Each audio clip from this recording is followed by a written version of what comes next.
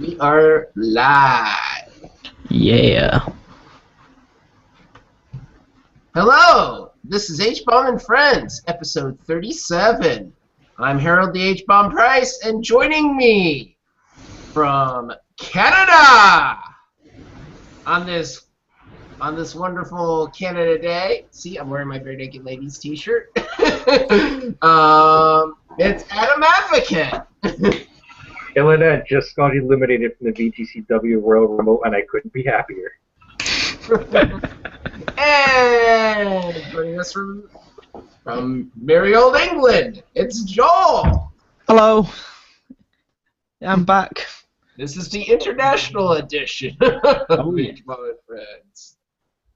The true cross-border gaming. Of countries that are all not in the World Cup anymore. Yeah.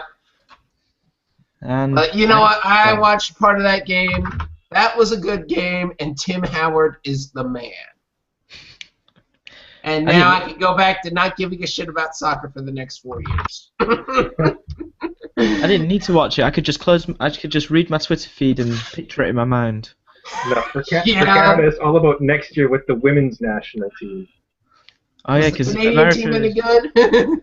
America won the Women's World Cup last time round. Canada and the U.S. are consistently the top two on the women's side.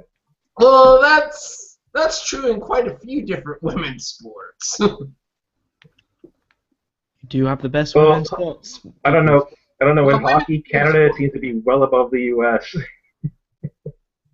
Those are fighting words words. in a row. Isn't Canada and the U.S. in the gold medal game every time since women's hockey was introduced to the Olympics? The U.S. won it the first time, and it was just Canada the rest of it. Okay, so guys, what's up? What's up? What's up? Okay. Video games. Okay, Adam, why don't you go ahead and go? Yeah, so I haven't really focused on new games that I've gotten over the last while just because I have a new little piece of hardware on my desk that I can use to capture video footage. So I've gone back and just had fun with it. So you got your capture gear around about the same time I got mine, and I saw your wire mess, and then I looked at the floor and I just felt ashamed that mine is even worse. Well, no, mine is only that way because I have to move my entire rig over to the TV to set it up because I can't get cables to reach across the room. I'm a poor guy. Yeah, my when I first started streaming, I tried doing it in my living room off my laptop, and horrible results. So I actually had to set up a TV right here over to my right here. So I had to do my streaming through my desktop. You see, all I got is a laptop, and I've done some test streams and stuff. I mean, I think the max I can do, I can get a 25 FPS off without a hitch, but that's it. Well, I think it's also the wired connection as opposed to Wi-Fi. Yeah, that too. I'm not in any situation where I can set up a wired connection. Unfortunately, that's the big kicker. Yeah. I'm stuck on Wi-Fi. But pre-recording it works all right, doesn't it? Yeah. It works like a dream. What did you go for? Did you get the Elgato? Yes, the Elgato. That's what I have too. Yeah. So everyone has the Elgato. So all this equipment came after I came back from university, and I realized that my dad had rearranged the entire house and kind of forgotten that I would need to put stuff places. So I'm just currently situated at the dining room table with cables strewn across the room. It's a disgusting mess. Yeah, I don't know how I would have explained streaming games to my parents when I was still. Oh no, I didn't explain it. It's just they don't understand. You know. Yeah. You just do what you do. Living on your own, I highly recommend it. Yeah, I'm well behind on that. Yeah. Hey, I was over 30 before I moved out, Adam. So. Yeah. So I was like, I'm still on the curve. But then again, I also jumped right into home ownership from my parents' place, so go Yeah, figure. that's not gonna happen.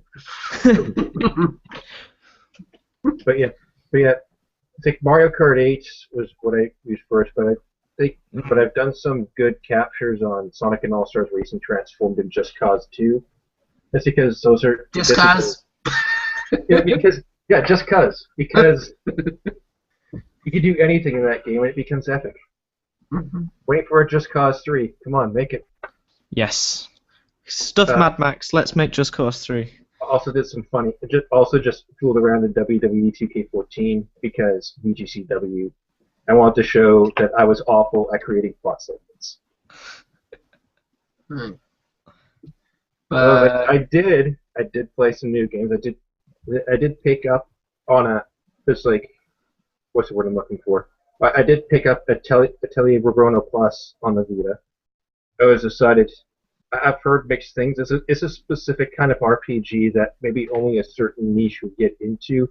If you can it's kind of like a time management RPG like Persona, but crafting elements play a huge role in the game. Yeah. And it's a nice little change so far. I'm actually enjoying it quite well. Unfortunately, I haven't played very much of it. I think I'm about 2 weeks into the game, and that's about it. Other than that, Steam sale did its damage. I have a bunch of games that have yet to come around and play, like Tropico 4, Far Cry 3, Blood Dragon. What else did I get? Oh, it's like around that same time I got like all 3 Roller Coaster Tycoon games off of Good Old Games for like $9. Dang. Still haven't touched any of them. Well, first I have to get 1 and 2 to work. okay, and why don't we go ahead and move on to our featured game, Tomodachi Life. Well, we'll get to Joel after. Joel, you didn't play Tomodachi Life, did you? I haven't played Tomodachi Life. No. But yeah, how are you doing in Tomodachi Life, Adam? I got a decent sized island. I haven't done it's like I've been playing it in spurts. Yeah, same here. I've got a few couples. Nobody's gotten married yet. I've got 3 marriages. I had a 4th marriage that divorced maybe 4 or 5 days ago now. Oh, divorce happens in the game too? What's that? I said divorce happens too? Yeah, it can happen. Basically, if they have a big fight and they can't make up for it, they'll try to work it out. If they don't work it out, they'll divorce. And I think that works away just for standard sweetheart relationships too. Yeah. But yeah, I think the one couple I have, couple couples I have that stand out. I've got Chris Kohler from Wired. He and Christina Aguilera are together. Jeff Gerstmann and Chie. Oh God.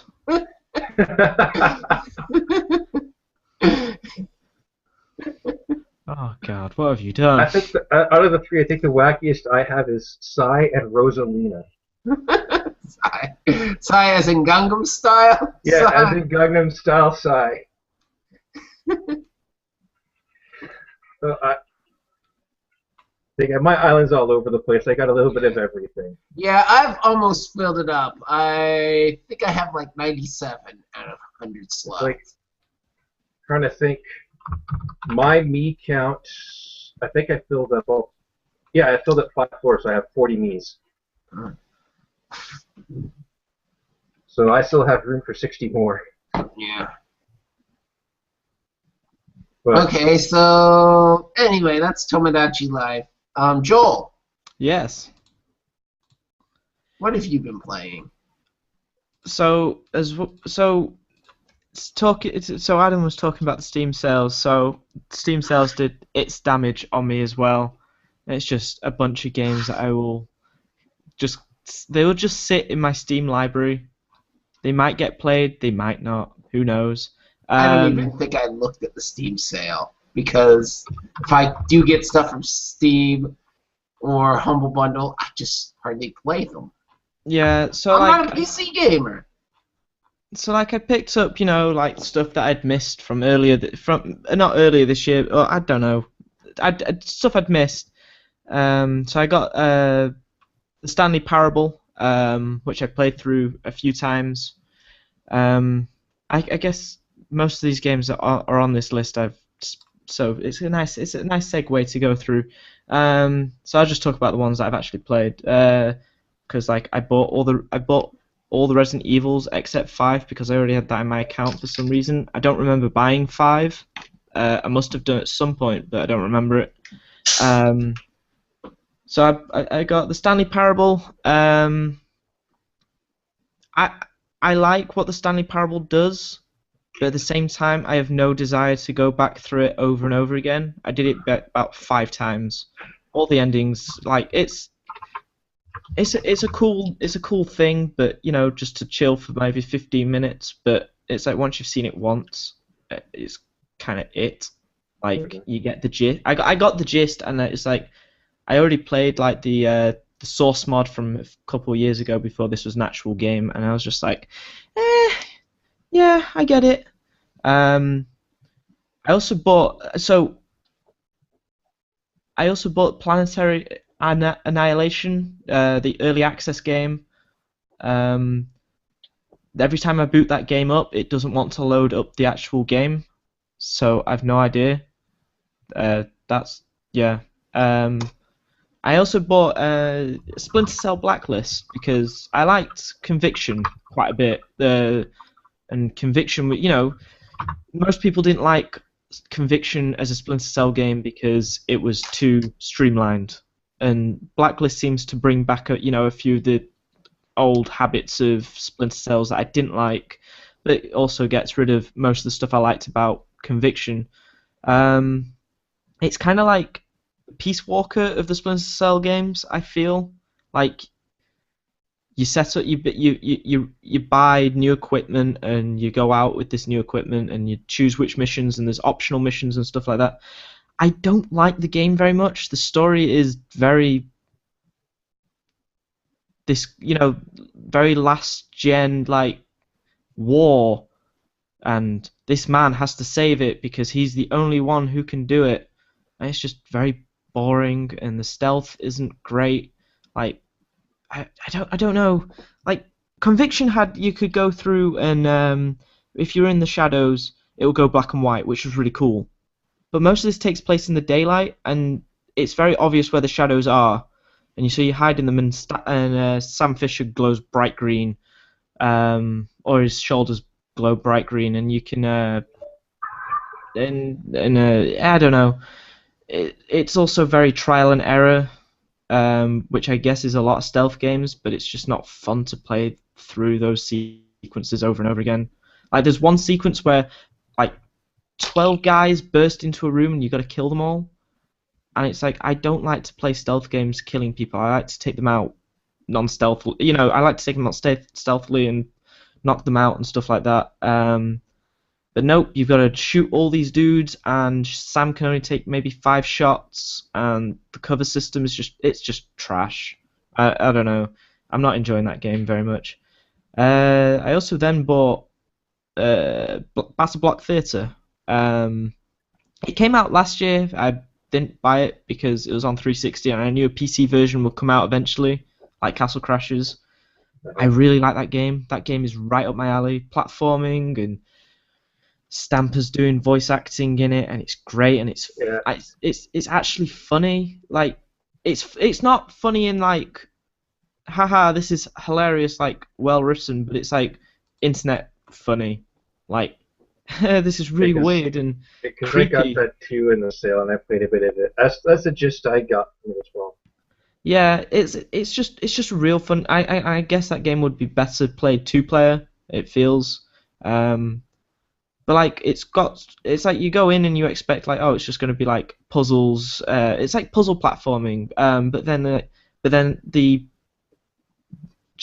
fight. So like you go through the worlds or the chapters and stuff, and the last 3 levels are like challenged. So you've got a minute and a half to do this one level. And those are super challenging and super fun. Like, and it also does death really well. It doesn't boot you out. It doesn't like you get checkpoint and you just revive at the checkpoint. And it's like, yes, let's just keep going. Like, death doesn't matter because you're going to die a lot.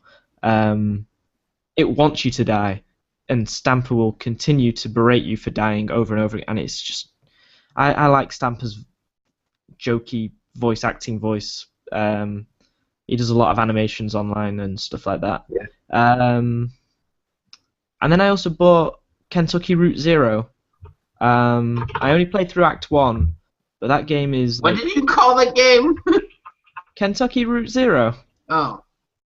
I thought you said Kentucky. Oh. I thought you were commenting on the fact that I didn't say route. Because... No, I thought you said... It sounded like you said Kentucky. Weird. That game I thought you is... said Kentucky or something. Yeah, so Kentucky Route Zero Act 1 it's very simple, like, but it looks beautiful. It's beautiful to play. It's very mysterious. It's very Twin Peaks. Like, no one makes any sense, but it makes sense within the world. Like, everyone's talking nonsense, even when they're talking sense. But it's like, it's trying to keep this mystery throughout the thing, and then it's suddenly like halfway through I kind of went, oh no, wait, I get it. No, I get it. But I'm looking forward to playing Act 2 and 3. I think they're doing a fourth one, I don't know. But I bought the whole thing, so I'll have access to all of it. So I don't have this written down because I forgot to, but I've also been messing around with stuff for capture footage. So I played a bit Mario Kart 8 again. That game is still fucking amazing. Metal Gear Peace Walker as well. I have a video proving why you shouldn't do blind playthroughs. Because there was a level I hadn't played before, and I messed up horribly. And I was like, imagine if I was like a popular YouTuber or popular streamer putting this out on the internet. I would be humiliated. Just just play through your games before you record them. Make sure you know what you're doing. Yeah. Little tip there. I've also Tales of Xillia, because I saw Tales of Xillia 2 was coming out, and I reported on that during E3 when the trailer came out, and I was just like, I should probably play this. This looks cool. Yeah, and that game I bought that on a PSN sale, and I still haven't played it. Yeah, so that game is really cool. Like, it is a JRPG. It's one of those Tales of style. I know, Alex O'Neill loves that stuff. Yeah, definitely. It's a game I wish I played more of, along with Symphonia Chronicles. Mm-hmm. Yeah. So I've never gotten into this Tales of series, but I've played bits and pieces. So it's like I know it feels like a Tales of game. The combat's great. Combat's fun. It's like stories.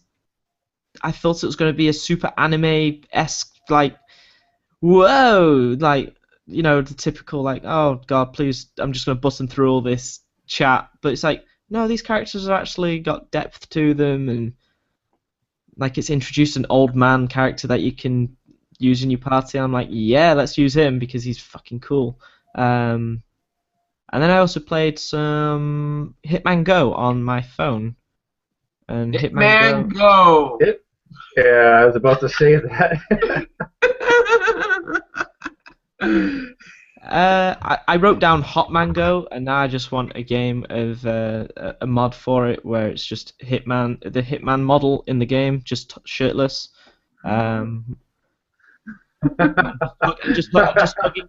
just hugging dudes to death. No, that game. I thought that game would just be like they tried to put Hitman on a mobile, and I've seen it before, and I was like, oh, this looks like it could be cool, and it's just it's a puzzle game. It's like frustrating, but like super well made. I'm looking at it on Google Play, and I'm just surprised that Square Enix is releasing a game on a mobile for less than $15. Yes, like it is for £3. I am like, yes, let's go for that. That is. I can't explain it. It's a puzzle. It's like a board. It's like like a board game, and you play Hitman, and you gotta do Hitman stuff, and it's like it's just Hitman. It's like you're doing all the Hitman stuff, but in like this abstract environment, and it's just just more of this. Like Hitman, I liked Hitman Absolution, and I like some of the previous Hitman games, but I want more of this than another proper Hitman game. Like it's just like I can play this on the tram and it'll be cool. So yeah, that's what I've been playing. Just not a lot work getting in the way. Okay. So I'm gonna run. There's a few games I'm just gonna run through quick. Rock Band Blitz. I am now ranked in the top 250. Holy crap! Then again, you have like over 9,000 songs downloaded. I don't have that. I don't think Rock Band's released that many. They've only released just over 4,000. And It's over 9,000! what, 9,000? If you add all the different difficulties, that comes out to over 9,000. Rock Band Blitz only has one difficulty. Oh, right. Damn it. Yeah, I want to go back to that game, but I just don't have access to the account that has all my songs on it. Okay. Record Run. Speaking of harmonics. Harmonics represent. Yeah. Harmonic. It's still the thing though with their dynamic. It's slow, so you have to replay the same stuff so you can get more, or you got to put money into it. Yeah. Yeah, I didn't like the pace of it. That was the thing. Yeah. Mario Kart 8, dabbling a little bit here, a little bit there. Wii Fit U. I found my Fit meter when I was cleaning my house. I thought I had lost it while I was out and about, but it had just gotten between my two couches, and I found it while cleaning. I completely forgot they put out a little that little thing, and I forgot that they put out a Wii Fit U. Yeah. It's like one of the first things they've advertised the Wii U But with. essentially, all I've been doing with Wii Fit U is entering my Fit meter data. Conception 2, playing a little bit of Conception 2. I'm still in Chapter 7. I haven't beaten it yet. Shovel Knight came out. How is that? I need to buy that. I need to buy that before I leave. Yes, you need to buy that, and Adam, you need to buy that. It is good. If you like old school NES games, that's an old school NES game. What are you playing it on? 3DS. I think it's only on 3DS, isn't it? And Wii U. Okay. And Well, I guess it's on 3DS. yeah, I got it on 3DS. Well, actually, I was a backer, so I actually got it a day early. Ah. Or a night early, I should say. But yeah. So yeah, it's fun. A little hard at times. Kind of cross between Mario 3, Mega Man, and Zelda 2. Yeah. It looks like it's doing the retro thing without being like all those new It's like a new retro. It's like just a game. It looks like it's just. They like ripped it right out of something that could could have come out in like 1989 or something. Mm-hmm. Yeah. It doesn't look like it was just like, hey, we made a retro game in 2014. I mean, they did a couple little cheats, but yeah, but it still feels like a retro game. Yeah. I have the soundtrack. The music in that game is amazing. Yeah. But yeah, I mean, let's see what else. Non-game related. I've been listening to the Double Click's latest album, Dimetrodon, and it's pretty good. I've actually been watching quite a bit of their stuff on YouTube as well. I need to try to get them on the show. Yeah. But yeah, good music. Very inclusive message. That's always good. And some of the stuff they think about is some of their videos. I mean, there's that whole fake geek girl kind of thing. There's nothing fake about these girls. I mean, it's not like they're going on the internet and wearing Star Trek uniforms and scantily clad and all sorts of sexy poses. They're wearing Star Trek uniforms and singing songs about Data's cat. Yeah. As soon as they do the sexy pose, you know they're a fake geek. Oh, I'm not even sure I want to use the word fake geek, but they're definitely real. The double clicks are real. And they're really awesome. I did since I did my last Hbomb Friends, did a lot of cleaning around the house. And then I figured, hey, I did such a good job. I'm gonna. Actually, I think last week I announced I had ordered a PS4, or 2 weeks ago on the show. So that came last Monday, and I already had a good selection of games between Cross-Buy and PlayStation Plus. I picked up a couple more.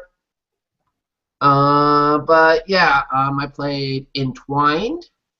That's the game they announced and released. Oh, I think that's on the Vita too, isn't it?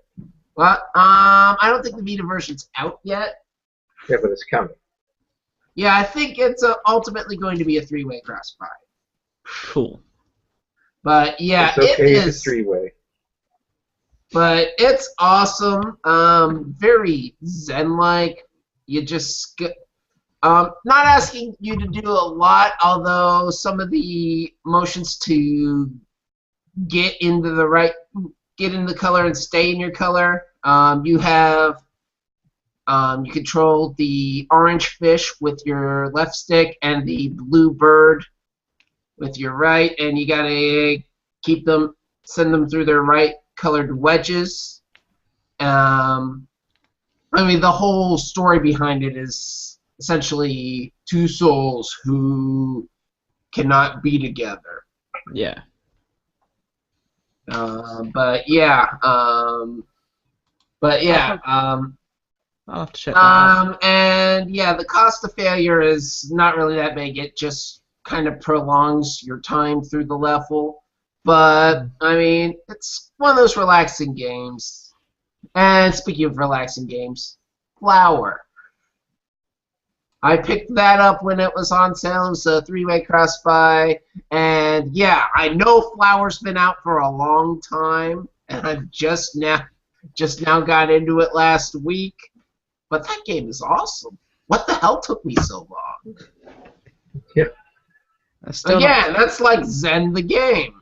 Yeah. I mean, speaking Which of sounds Zen, like an awesome segue into your next game. yeah. Zen Pinball. Because Zen Pinball. Yeah, which it's Zen Pinball. Except the scoreboards are totally independent of the PS3 and Vita scoreboards. 2, I learned this out the hard way as far as cross-buy goes. You have to buy the game on Vita or PS3 to get and then download it on PS4. I mean, if you get it on PS4 first, cross-buy is not applicable back to Vita and PS3. Interesting. So yeah, just a little PSA. But yeah, I picked up the Super League Football and the Deadpool table. Nice. Yeah. Nice. I mean, there are a few tables that are not on the PS4 version of Zen Pinball, like Street Fighter and Ninja Gaiden, some of the original Zen tables. One of the Marvel packs isn't on there. But still fun to play. Resogun, played a little bit of that. Did you use the new new feature to get your own ship, to design your own ship? No. I've been watching some videos of that. Little I bit want of to play as a TARDIS. Little bit of Mercenary Kings. Mercenary Kings is actually a fun game. Yeah. That's another one I picked up on the Steam sale, except it's awful to play with the keyboard. I actually had to hook up my Hbomb controller and play it. That's the kind of like side-scrolling Contra style game, isn't it? Yeah. Yeah, Metal Slug. That's it. Yeah, Metal Slug. I played that at Res. That was pretty cool. Yeah. And Titan Attacks, which that's also a cross-buy title. Might be. I think that's a 3-way cross-buy title. It's definitely on the Vita, but essentially it's Space Invaders. Pretty much. Yeah, pretty much it's Space Invaders. And you played that. Space Invaders is awesome, so I'm not complaining. Hey, Space Invaders still. That PSP Space Invaders, the Extreme Remix one. Best Space Invaders. Yeah. I also heard you're playing a game involving a perfectly normal dad. Oh, did I totally skip that one? You skipped 2 games Octodad. Yes, I played Octodad Deadliest Catch. And, you know, I think I can probably only play that one in small spurts. I mean, it's a funny game, it's a hilarious game, but I think by definition, that game is intentionally frustrating to control. Yeah. Yeah. Well, you're an octopus trying to act like a human. Yeah. Did you do the supermarket level?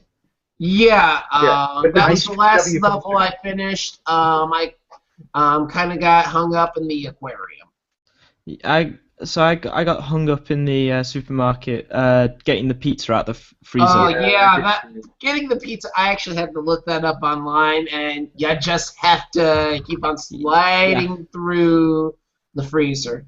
Yeah, I thought, but it was like, wait, why are we doing like precision platforming all of a sudden with these awful controls? Yeah. Oh, it's just. Yeah. And you played Strider. Yeah, Strider. That actually came out for Plus today, so I downloaded that as well as Towerfall. What do you think of Strider? Strider. And I actually saw Nabashin from Irrational Passion stream that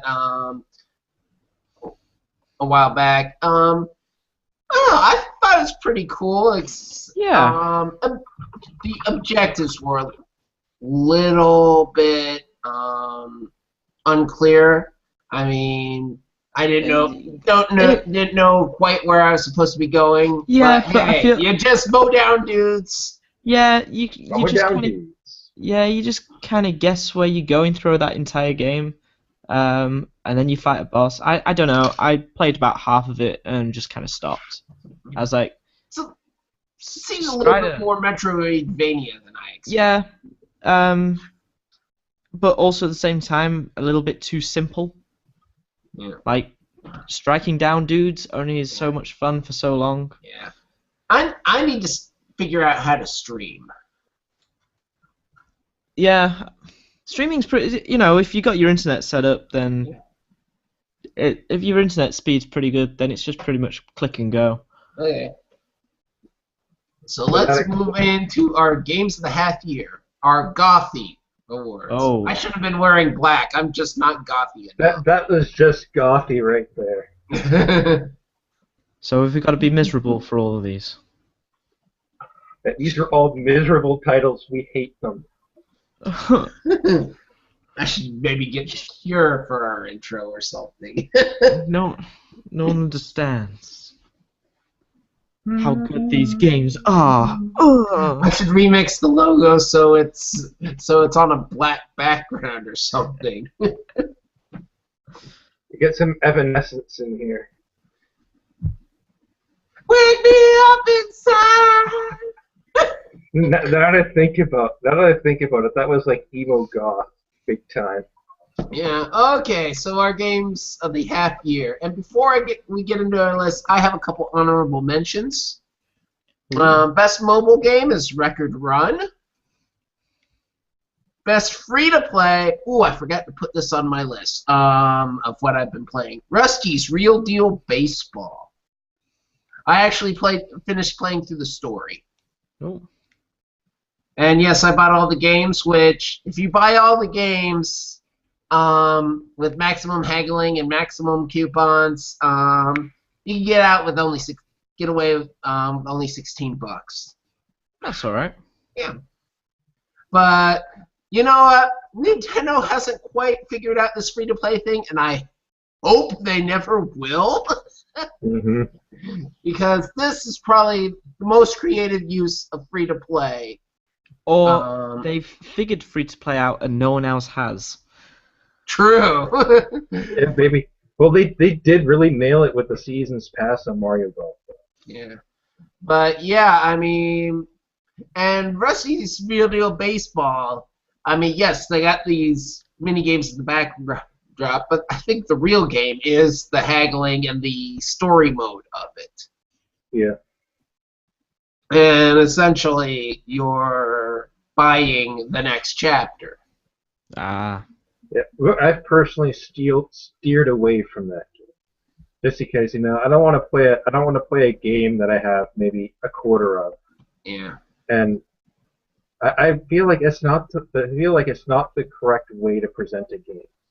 But that was my pick for best free-to-play, beating out Record Run. And other honorable mentions: Bravely Default, Picross E4, and Shovel Knight. And you know what? When we get to end of the year, my list may look a lot different. I may have some of these in an alternative order. But let's move ahead to number 5. Joel, I'm going to let you start this out because this was a game you already talked about. Yeah, so Bass Block Theatre, And we Exactly. kind of loopholed this in because you played it on PC and it came on PC Yeah. this year. Well, you guys, in your honourable mentions, you have Bravely Default, which came out last year, guys. Come on. Came out this year in the States, so... Well, there are some games they've been out across different regions for a while now. We just get them now. There are games that have been out on different systems for a while, and they get ported to another one for this year. Those are the ones that I left off my list too. So, anything more you want to say about Battle Block Theater? Go play it. Okay. I need to play more of it.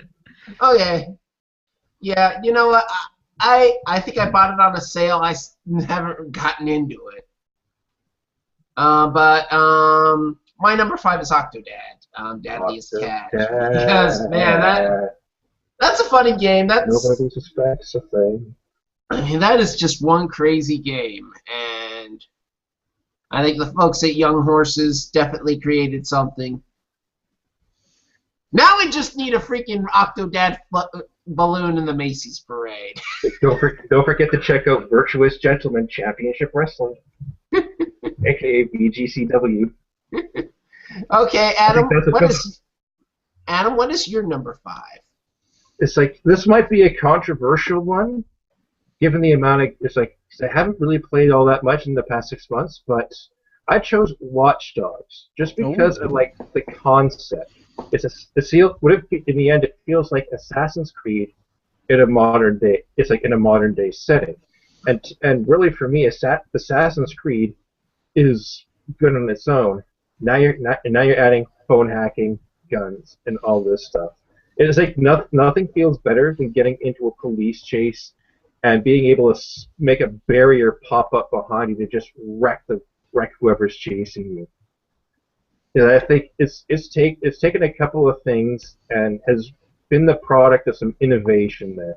But even if the game isn't that great, I think it was a worthy effort by Ubisoft to try something different with, say, an Assassin's Creed style game. Okay. So let's move on to number 4. Joel? Yeah. Transistor. Even though last time I was on this show, I said I didn't really want to play through it again. Through it again? I maybe did. It is one of the most beautiful games of all time. Like, and the music is outstanding. I still listen to the soundtrack repeatedly, and it's just this weirdly really good game. Like from the guy, it's like you think you're going in expecting more Bastion, and you get this entirely different game. It's amazing. I may have to get that at some point. Oh yeah, the PS4 Uh, version does some cool stuff with the controller. yeah. Yeah, I hear it uses the speaker. You know, Yeah, I thought that was kind of cool when Nintendo did that on Wii. yeah, but now it sounds good. My number 4 was Tomodachi Life. Oh. And you know what? This is one of the ones that might change. But this is just one I've been playing a lot lately, and one that a little bit different. I don't see this necessarily finishing my top 5 at the end of the year, but I like it right now. It's a great little novelty game Yeah. at most, I think. But Yeah. it's just so funny the things you can do with it. And now, Adam, what is your number 4? I picked Titanfall for my number 4 because it's probably the most fun I've had with a multiplayer shooter in a very long time. It's like, what do you get when you add just a shooter and then you throw in giant robots? You get Titanfall. And I think what they've come up here is just unique. Something that adds a layer of depth to what's becoming a stale genre. Okay. Now let's move on to number 3. Joel? So my number 3 is Titanfall, and pretty much what Adam said. It's just that top up of oil on a slowly grinding gear. It doesn't do anything special. Like, yeah, it's real cool to ride around in a big fucking robot, but it sets up a lot of stuff for how shooters can change. It's just like all the small things it does just builds up into this one big ball, and it's just like, yeah, this is a really good shooter, but it's also setting up like, hey, other shooters, you can do the same stuff, just present it differently, because the Titans are just like still just like power-ups from like the old 90s you gotta remember. deathmatch. Yeah. It's a real good game. I played it for 25 hours, which is as long as I've played most shooters. Usually I just drop them after the multiplayer, but I keep coming back, so it's all right. Okay. And actually no. Joel. I mean, no, you just Adam. I just said mine. Yeah, Adam. What is your number 3? It's like I picked Tomodachi Life for number 3. I don't think we don't need to sit on it any longer. Just it's funny. It's a novelty, and even for what it is, possibilities are endless. Okay. And my number 3 is a game I talked about earlier, Entwined. I mean, simple story. I like how they mix the simple story with the play control, and it looks beautiful, sounds awesome. I mean, this was one of those games you can throw into the game as art discussion. Yeah.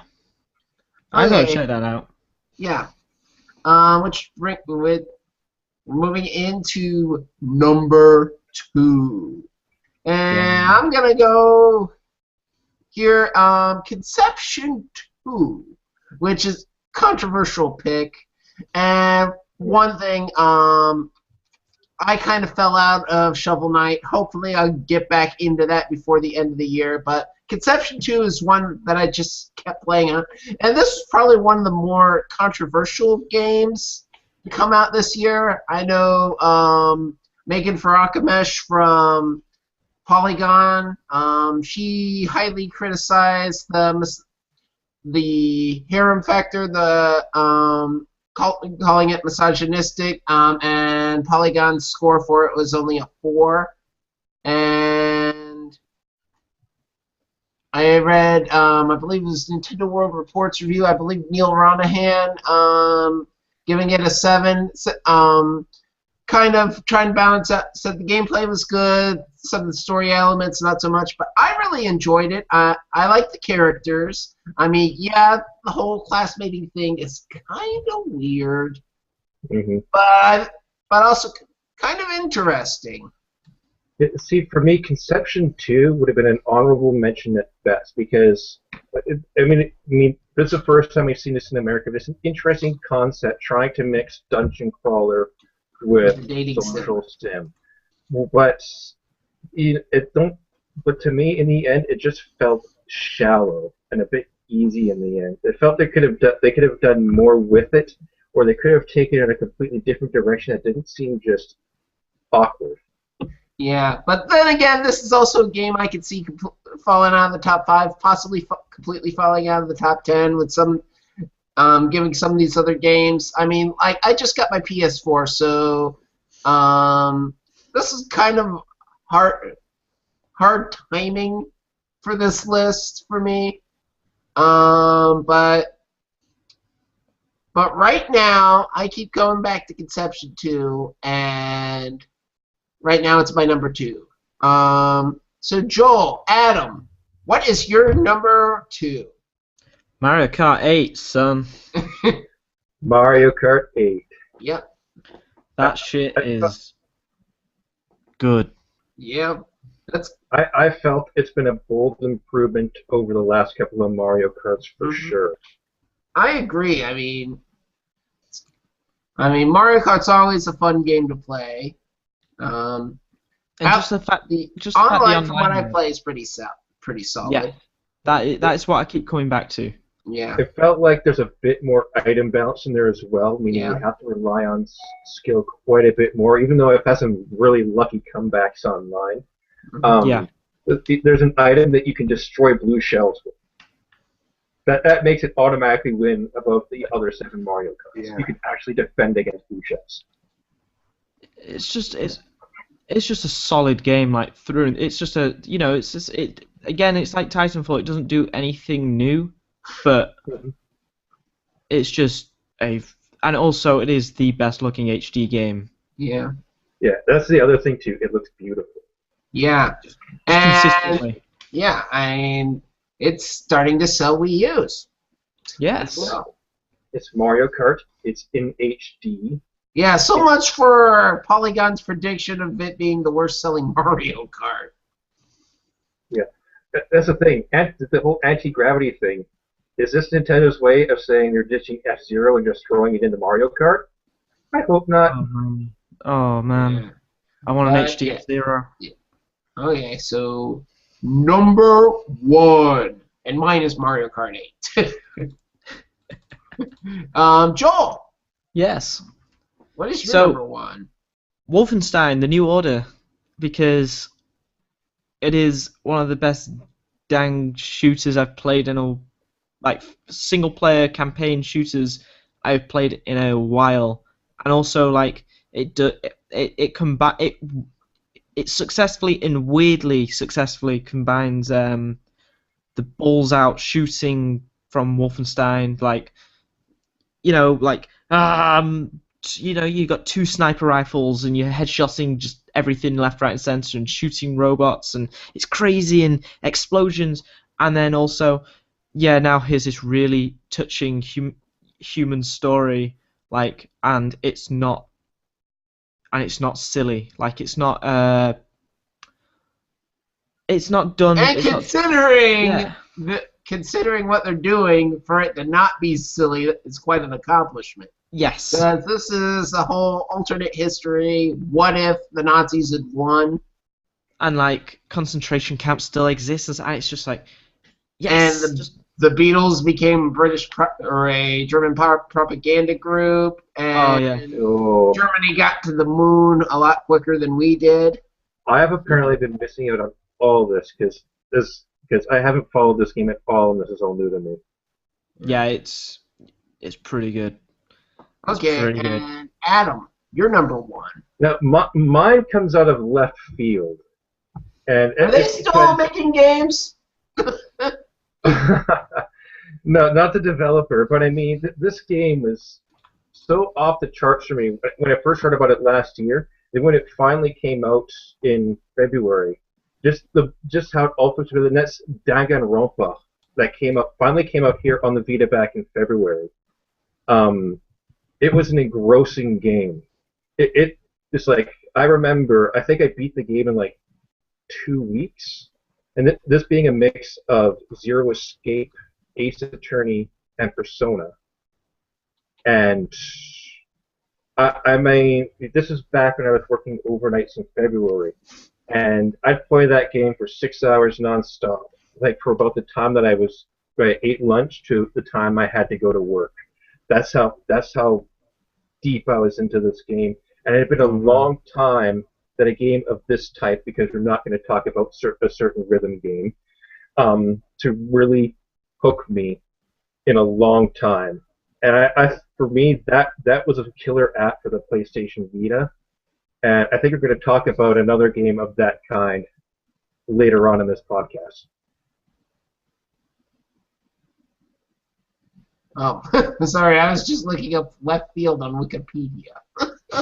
I was hoping it didn't just cut out, because I think for the whole time, your image was frozen on my screen. I was worried that I was cutting out or that I had dropped. So I'm glad that got through.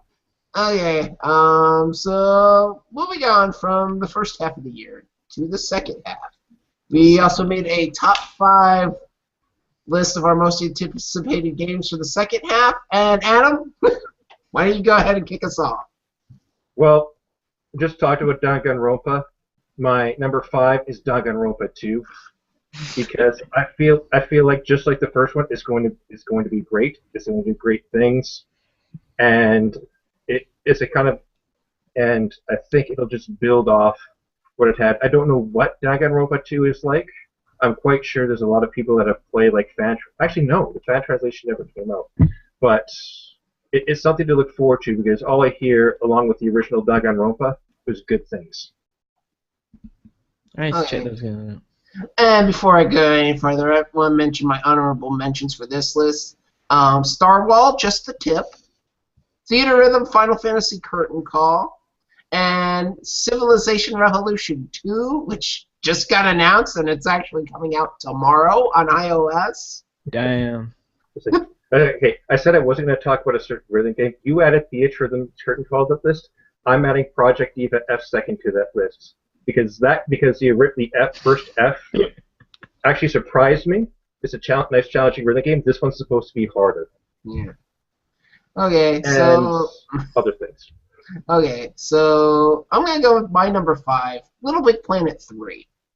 Oh man, I mean, Hi, Little Big Planet 3. that E3 demo. Yeah, it looks awesome. I like the whole new dynamic of adding the different characters. I hope Sumo Digital fixes the floaty jump. That And demo. the fact that this is gonna use all the user-created content from the first 2. Yeah, I think I'm this excited is for gonna it. be awesome. Yeah. I'm just excited for This is Schwartz. where it could be the first full retail title I own on PS4. Hi guys, my name's Swoop. I was just in hysterics that they got guys with like the most typical British accents to demo that game. Okay, Joel, what is your pick? My pick for number 5 is Destiny, because hey, it's Bungie. I like those Halo games. They were pretty good. And Destiny looks like it's a big MMO shooter with Bungie doing it, and also it gives me an excuse to buy a PS4. So Okay. That wizard came from the moon. oh man. Okay, number 4. And my number 4 is Captain Toad Treasure Tracker. Yeah, boy. Yay for Yeah, adventure. I mean, yeah, one of the best parts of Super Mario 3D. One of the best part of Yeah. Mario 3D World. And the fact that they're taking it and running with it, creating a whole game around it, and it looks awesome. Captain Toad for Smash. Yeah. Yeah. They're not Worse done in adding characters. the air than Little Mac. Like, they're not done adding characters. So, you never know. Okay, Oh man. Joel, Yes. what is your number 4? Far Cry 4. Far Cry 4. Far Cry 3 was really cool. And if they can, Far Cry 3 had a lot of issues with its story, like the villain that they kept promoting as constantly going to be taunting you was maybe only there for at most a quarter of the game. And Far Cry 4 just looks fucking outstanding. And more Far Cry is good Far Cry, and if they can nail the villain constantly being around you and just like constantly taunting you, it'll be really good. So yeah, and also I'm excited to fly a little helicopter and shoot a gun from it. Okay. And Adam, what is your number 4? Well, this one was inevitable, but I said Super Smash Bros. 3 DS. Yeah, that looks cool. I'm looking forward to being able to play Smash Brothers on the road, and I hope it turns out better than the Vita version of PlayStation All-Stars Battle Royale. Yeah, totally. Oh man. I think it's going to feel awkward just because of the circle pad, I think. Yeah, but I do think Smash Run mode is going to be cool. It's gonna feel awkward, those controls, but everyone's gonna be at the same handicap, so Yeah. Mm-hmm. Oh yeah, October 3rd can't come soon enough. Yeah. yeah. Okay, and moving on to number 3. My number 3 is Super Smash Brothers for 3DS. So yeah, pretty much what Adam just said. It looks good, although I can't wait to actually see it on a 3DS and not Yourself. through its screen. Yeah. Yeah. I wish I would have gotten to one of Best Buy's events. But Adam, what is your number 3? My number 3, Hyrule Warriors. Just Ooh. because I enjoy the Dynasty Warriors format quite a bit, honestly, and to see this paired up with Zelda, that excites me.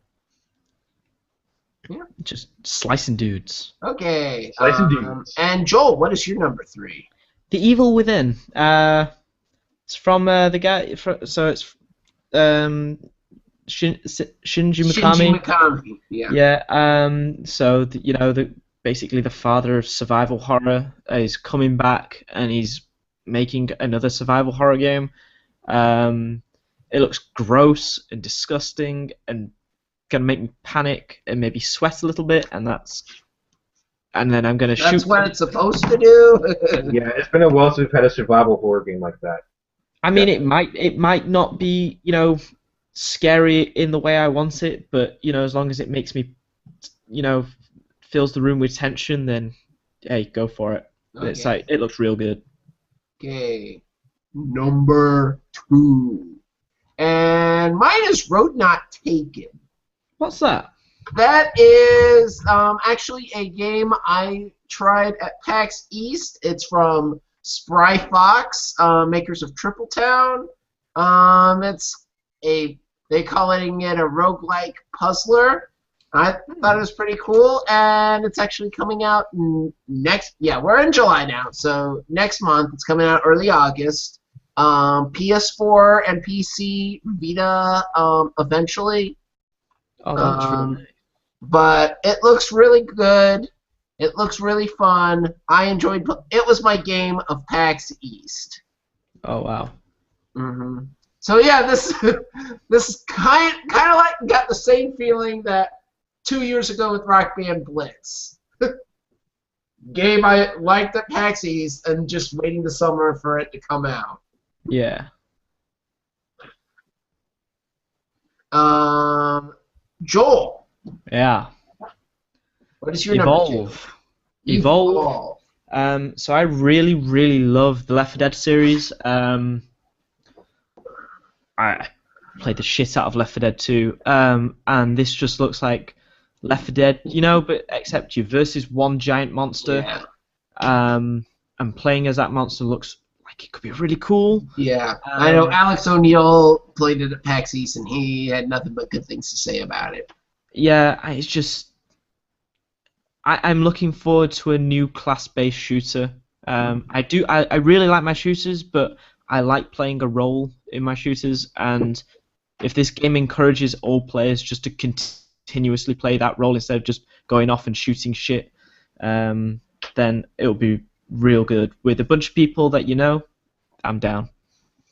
And Adam, what is your number 2? It's like, in the same reason I picked Titanfall as something new to the mix, I went with Sunset Overdrive for number 2 because it feels like a game changer to games of its type as well. I mean, it looks like it'll be a really fun. It looks like it'll just be fun, just plain fun. I mean, I said that about Bulletstorm. Bulletstorm didn't turn out so well. I'm hoping Sunset Overdrive does a bit better than that, or a lot better than that. Yeah, Sunset Overdrive seems like it's got the same attitude as Bulletstorm, and if it can execute on that attitude as well as being a good game, then it might convince me to buy an Hbomb. I just remembered one game I forgot to didn't make my list. I didn't put Fantasia on there. I am a bad harmonics fanboy. Maybe because it doesn't belong there. Oh. You know what? I'm intrigued. I want to play it, and I'm glad it's coming out for 360 because I'm not going to buy an Xbone for it.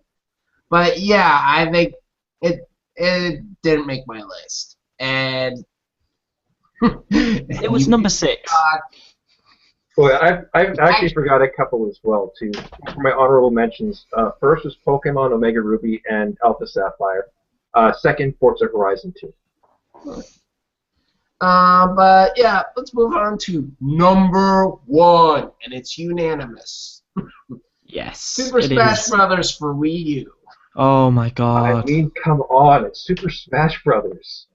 I'm going to play the shit out of that game. I think on my final list, Wii U is going to sweep the top 2. Oh, and the fact you can play with your GameCube controller. Oh, yes. yeah. Oh. It's just going to be realize if you so have a good. Wii and a Wii U now, you can play that game. You can play all 4 titles with a GameCube controller.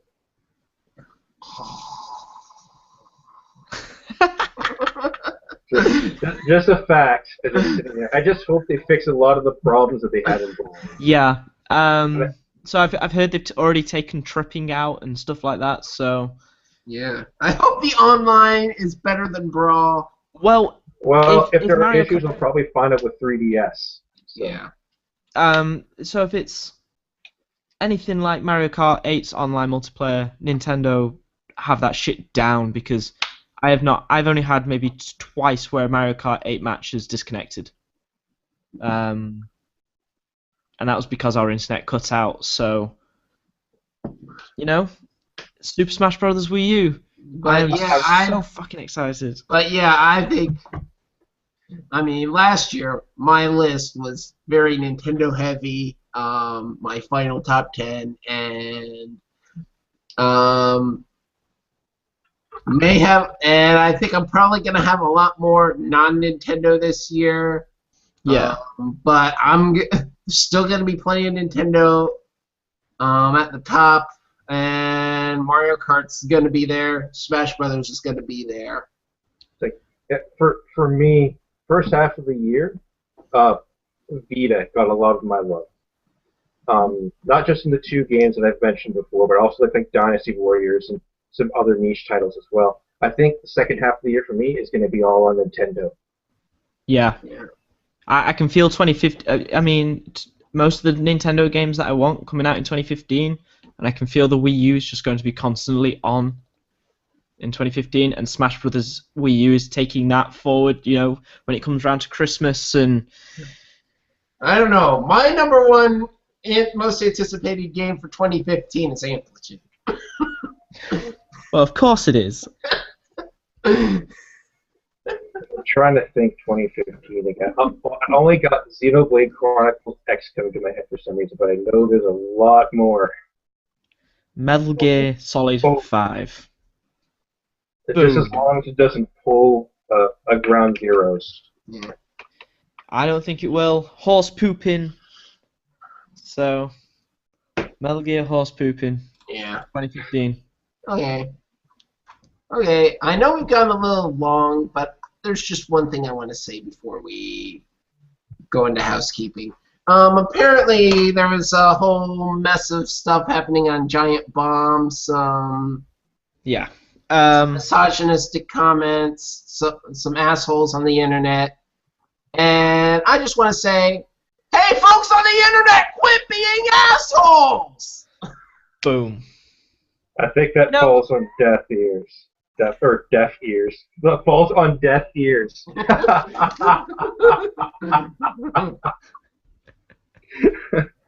Well, it doesn't matter because it falls on. Just because as long as there's anonymity, there are going to be assholes. Yeah, and especially and what especially stinks was the fact that it was being directed largely at women. Yes. Okay, yeah. I mean, It feels like And Giant it's Bombs not is... and it's not just this particular instance. I noticed during their E3 coverage when they had Zoe Quinn in the room. Yeah. A lot of people saying a lot of negative things about Zoe Quinn, and a lot of people saying negative things about her today too. Well, when you think about the demographic that goes there, they're all young, immature people. Yeah. I mean, you know what? We're getting close to Thursday would be the 1-year anniversary of the passing of Brian Davis. And what would Brian Davis think about this bullshit? I think Third. It was the 3rd. Oh, so that's like a couple of days away then. Yeah, Thursday. Yeah, I remember because I remember later seeing a tweet from his widow on the 4th picking a pic of folks shooting out fireworks, and she said, "Was she?" And that was even before they officially announced it. So it was kind of cryptic at the time, but anyway, what would Ryan Davis have to say about this bullshit? He would be blocking people left, right, and center. He would be pissed. Blocked. He would be. I miss that from Ryan Davis. He'd go on Twitter, someone make a stupid comment. Blocked. This isn't the Giant Bomb that he set out to make with Jeff Gerstmann. The people that are saying this shit, they aren't part of Giant Bomb. They're just angry little twerps, and they need to be put in a volcano and fried. And then we'll eat them. Yeah. Be and it's like we don't speak for these assholes. Like, you know what? We want them to be Jeff Gerstmann's, but they're growing up to be Jim Sterling's. Yeah. But then Jim Sterling's changed his ways, so... Yeah, I mean, I've always liked Jim Sterling's work. I just thought he had this period of time where he just kind of got weird. Yeah. I mean, yeah, folks get awkward stages, like some folks get stages where they want to set Greg Miller on fire. Hey, come on now. But you're over that, aren't you? I'm over that. I still don't like the dude, but you know. You don't wish him ill will. No. And that's the same. I don't agree with everything on the internet. I mean, I mentioned with Conception 2, I mentioned I did not agree with Polygon's Megan Farakamesh. That I don't wish any ill will toward her. I just did not agree with her on that particular review, and exactly. It's fine. You don't need to make a new Twitter account and attack her for it. No. Well, if you look at some of the games that are listed and more geared towards the Japanese, it's like we've talked about Conception 2. I've talked about Project Diva. These are all more geared to the Japanese market. And in the hands of professional reviewers on this side, what happens? They get slammed because it doesn't fit into our culture just as much as, say, whatever. Exactly. Yeah. But that's enough of me getting on my soapbox. So let's go ahead and wrap this puppy up. Just one last comment. I said the only solution to this problem is if the internet were to just do away with anonymity. If it forces if you were forced to use your full name across the board, then it would hold people accountable. The thing is that's an unrealistic call. Yeah, and you're gonna have some people who just don't give a shit. But you know what? Then again, that might catch up. Then again, that could catch up to them.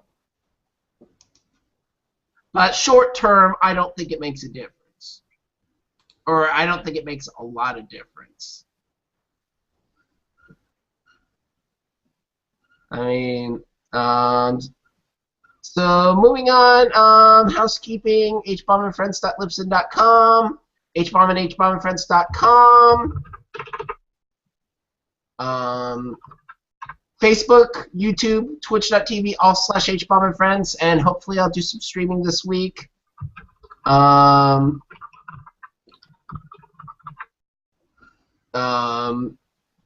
iTunes and Stitcher, subscribe, review. Twitter's USF Hbomb, Hbomb and Friends. Lime Wizard is Joel. Adam is Woofy17. Friend of podcast shoutouts, Irrational Passions, Game Enthuse, Fantastic Neighborhood, Cross Border Gaming, Retro Function Podcast, DMGIce.com, Retro Nick Radio, Podcast 64. Hopefully episode 21 records this week. We had to push that off. Yeah, I didn't record a single podcast last week. Didn't get anybody to do this show. We wound up canceling CBG, and we wound up tabling Podcast 64. But big thing going to be talking about on Podcast 64 is Matt got a Wii U. Dang. No time. Yeah. Anything to plug? Anything to plug, guys? I'm starting a new video series on Nerdable, where I'm playing through all my backlog, because now I have this capture gear and stuff like that. It's an incentive to play through some games. And also, again, every time I'm going to come on this show, I'm going to mention September. When that comes around, you should all go to thelink.co.uk, because I think that's the name of the website, because I'm the culture editor there. So big gaming and movies and books and stuff like that, all from students from the university. So, if you want to see some opinions and podcasts and stuff like that, you should go there. And this just in, apparently I'm going to be doing some sort of show with Fantastic Neighborhood's John Anderson tomorrow. Yeah. He just asked me on Twitter. Adam, you have anything to plug? I got nothing. Okay. Anyway, some of the upcoming podcasts we want to do: favorite games, the SNES, Big Bang Theory, Nintendo. Actually, one of the ideas I've been throwing around, I want to do kind of a spin-off podcast. Have you guys ever listened to Robert Ashley's A Life Well Wasted? I don't think I have. No. But I'm actually throwing around the idea of doing something like that, where it's more of an interview-based, focused around a topic. And I think the first topic I want to do is gaming changed my life. I have a few people in mind I want to get on that one, but I haven't asked anybody, so I'm not going to mention anybody by name. But if you think that is something you want to hear, please let me know. Yeah, man, go for it. Yeah. Even if no one lets you know, just go for it. Yeah. I'm gonna go for it. Start asking people, especially since I have a lot more free time. My summer break just got a little longer. And thank you, Joel. You're very welcome. And thank you, Adam. Always a pleasure. And everything is fine. Everything is awesome. Okay, titles. And I got titles all over the place. You need to buy that. I got it a night early, spelled with a K. They're real.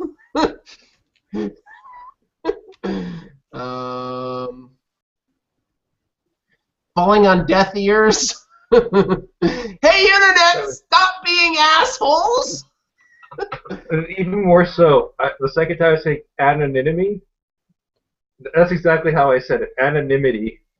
I think it's an anonymity. I think when I said it the last, I said anonymity instead of anonymity. It's over 9,000. We could probably cross that one off. Gothy. Remember the Titans? It falls on deaf ears. A little bit different wording. And what would Ryan Davis do? I think you should go for Gothy. Actually, I really like what would Ryan Davis do. Gothy and what for Gothy, like Gothy, or it falls on deaf ears, and what would Ryan Davis do?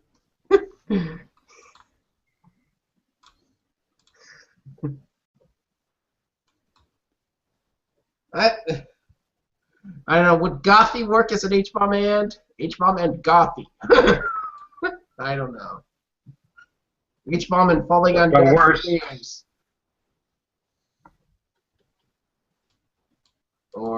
But I really like what would Ryan Davis do.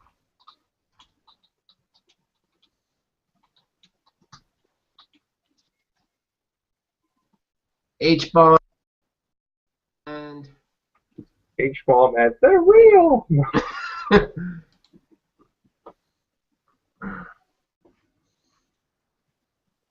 about H-bomb and falling on deaf ears? That works.